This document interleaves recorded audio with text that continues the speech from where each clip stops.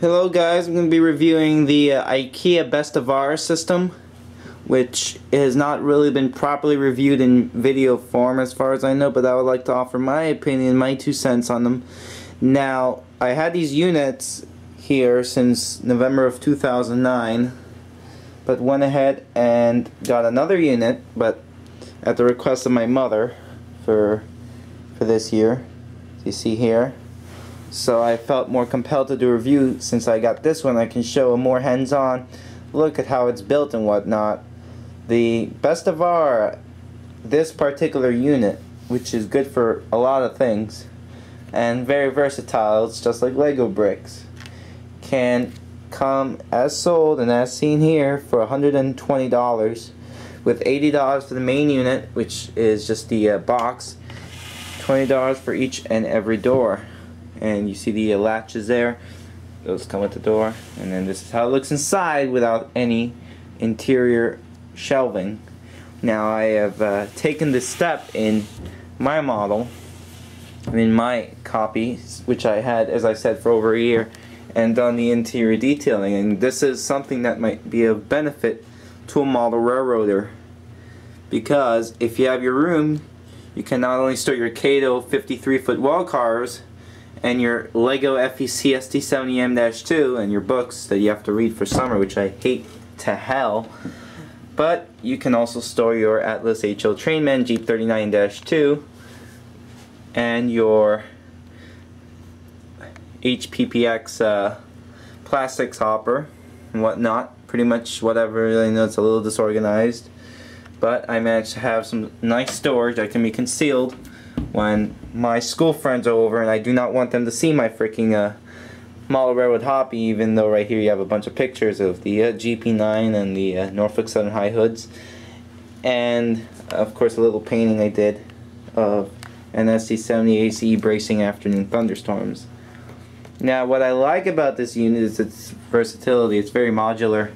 These are connected to others, and I know the guy that we had doing this did it separately. I mean, did a poor connecting job because it kind of warped over. As you can see, kind of breaks away from the door.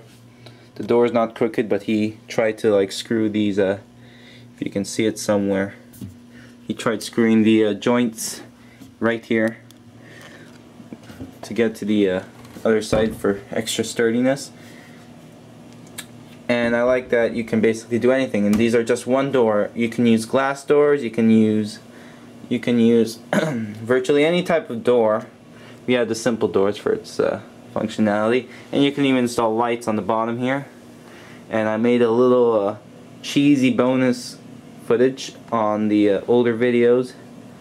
One of them showing me repairing a broken light with the actual faulty one, but that's another video. I did a sort of time bomb on this unit, and I timed how quickly, and deducted of course out of the Facebook and email goof-offs that it will take for me to actually do this model. Now this piece takes 30 minutes without the doors. Without the doors it can be a 30-minute something. I did not use the instructions, even though I did cheat a couple times just to double check a couple things at the end, but it was a very sturdy and safe construction. What you do is you put these 6 screws on the bottom, 2 for each side, and for each vertical bar or vertical plank. I don't know what you want to call it. And it's an interesting screw because you connect it like this with this thing. When you disassemble it, you can see the vertical screw. Of course, it's concealed by this, and this is just an easy snap and turn. And then it's very versatile for shelving, and when you get these 3 pieces installed, they're already sturdy because of those 2 each screws on the bottom. And on top you got the bar. This is the hard part, because you have to put these boards. These are like particle board. I don't know really. It's MDF, but this is a thinner sheet. It's like a sheet base just to look good for prestige. And when you put those, and when you try to put these, there is a very high chance that it won't be all balanced, and that you have to do a couple fixes just to get the top bar in. But I got it buckled without a hitch, in a few minutes after trying. And applying these doors alone takes about 15 minutes each. You have to adjust it. I had no problem getting this one. This one was all set. This one took a little while, and it's a little crooked. Well, not really, but I would say I did a good job for building this at 3 a.m. last night. The latch is a two-piece, 4-screw construction that you apply this first to the main unit. You get these 2 screws in, and then you apply this to the shelf, and then when you want to connect them, you have to adjust. You have to screw this guy in, and of course they have a window for crookedness. If it's crooked, you can adjust these 2 screws to raise it or lower it, and this one can basically make the latch go like this or like that, as you saw by demonstration. Now, one extra that I recommend, I did not get, I don't know why, is this item right here. They don't have it in the self-serve, maybe that's why. It's like a pin, so you have these 2 screws that connect right here, but this is like a push. I'm going to show you a demonstration of how it works on this guy. Well, actually this guy's a little weird, but this one right here opens, it's all protruded, close, snap, and it comes with these 2. Of course I put it there so I don't really strain the wood when I open up the doors. The Grunthal light assembly is a 3-piece set that actually has the lights come in basically 2s with a bunch of screw attachments and wires, and the transformer box. Now what you want to do when you attach these is use the top side of the Besta unit, and that's part of the versatility of it, instead of the bottom, so you don't see the 4 or 5 legs that come with the unit.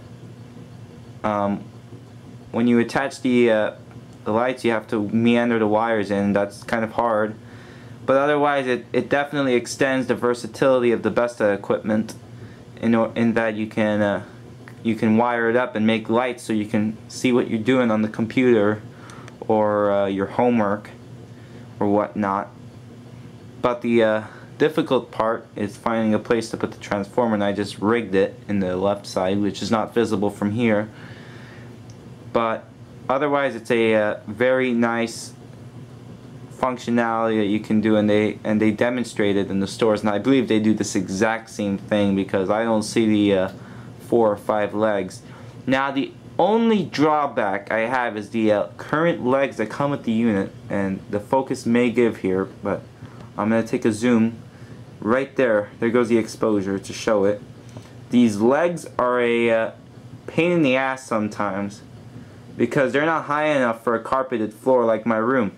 When you put those legs in, it sometimes is hard to open the door, so you need to get these 3-inch legs. But of course, since these units are suspending, I didn't even bother taking the legs out there, and I didn't bother spending my money on the other legs. Let me focus here. But when this unit is installed in my room after my mom uses it, right here, and there's a back to show you the short board. When that unit comes back to my room, I'm going to be replacing the doors by glass and installing a TV on top and getting those 3-inch legs as I recommended earlier.